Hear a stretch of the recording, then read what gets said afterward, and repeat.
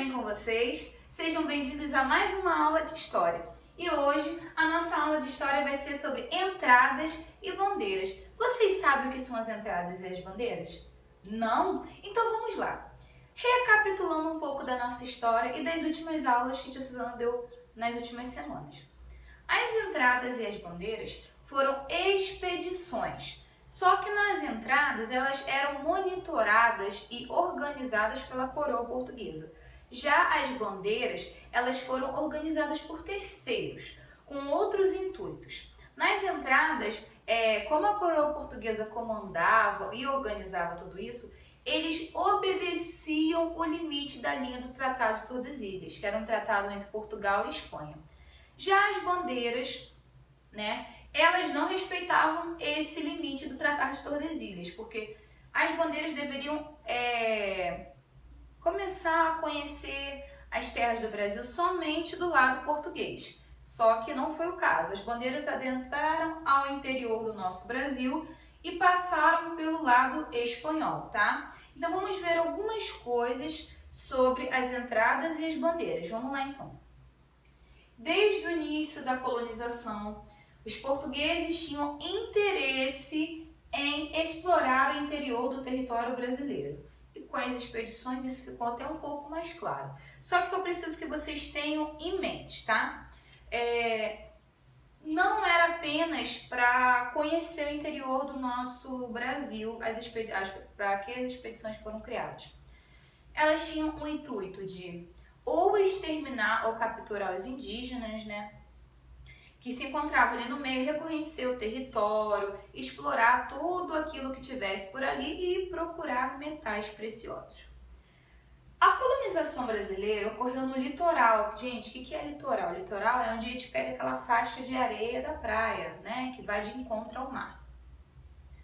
Então, a colonização brasileira ocorreu no litoral com a exploração. Então, começou como a colonização brasileira? Começou com a exploração do pau-brasil e a plantação da cana-de-açúcar, tá? Então, nós temos já dois elementos fundamentais na questão de exploração de território. Começou a exploração do pau-brasil, tá? E a plantação de cana-de-açúcar. O pau-brasil deu muito dinheiro, mas a cana-de-açúcar deu muito mais dinheiro, porque era algo que era exportado para o continente europeu.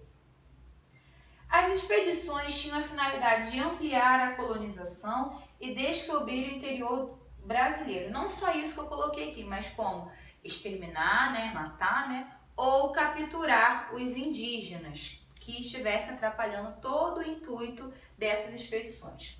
Aqui no século XVII, quem não sabe isso aqui é século XVII, tá? Século XVII foi quando ocorreram o surgimento das entradas e das bandeiras.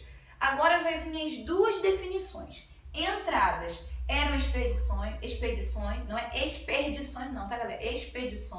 organizadas pela coroa. Isso eu já disse, coroa portuguesa, tá? E bandeiras eram organizadas por terceiros, pessoas que não eram pertencentes da coroa. Objetivos, tá? Dessas expedições. O primeiro, explorar o interior do Brasil, conhecer mais a fundo. O segundo, prender os indígenas ou então exterminá-los.